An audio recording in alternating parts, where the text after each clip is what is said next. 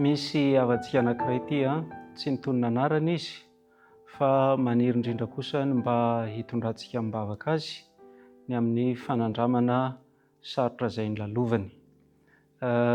Rehefa tsy nahazaka ny fiarahany tamin'ny olona anankiray izy izay tsy mitsahatra ny mangataka vola ho ampiasaina amin'ny zavatra izay tsy nifanarahany dia niala taminy io olona izay niaraka tamin'io ary niaraka amina vehivavy hafa ankehitriny, miaraka amin'ireo zavatra maro izay izy no niala vola taminy dia malahelo mafy izy ary mitady hamalifaty, te hanozona, te hanao zavatra tsy tsara amin'ireo olona ireo.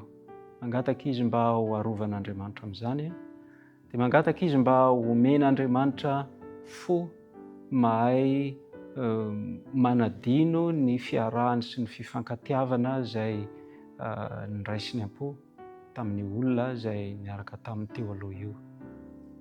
Andao hangataka vavaka amin'Andriamanitra isika ny mba hanampian'Andriamanitra azy sy ny hamelan'Andriamanitra ny elony rehetra. Hivavaka isika tompoko.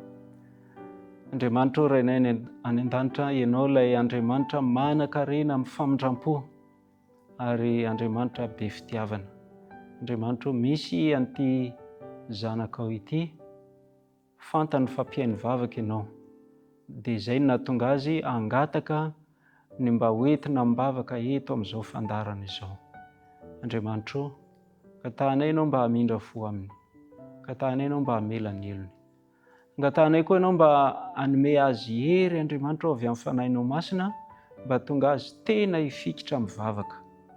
Izahay dia mivavaka ho azy fa izy indrindra Andriamanitra irinay raha mba tena hanao an'izany fanandramana hoe mitolona mibavaka mba ialan'ny fo ratsy, ny toe-tsaina ratsy, ireo torohevitra ratsy avy amin'ilay fahavalo.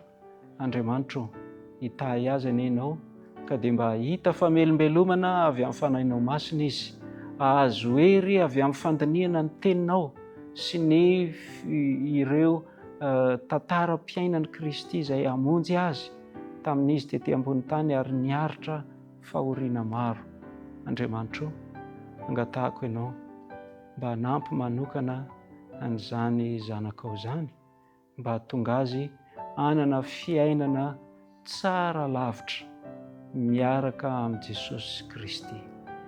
Ny lavaka mitritritra famorindràna eto amin'ity fiainana ity dia hiteraka hetaheta sy fahadisom-panantenana fotsiny ka tsy amin'ny fiarahana amin'olombelona iza na iza no tena hananany fiadanam-po sy ny fahasambarana fa ny amin'ny fanolorany tena feno ho an'i Jesosy ary dia ho isan'ireo sampana izay miraikitra amin'ilay fotom-poloboka, ilay tena fotom-poloboka dia Jesosy izany.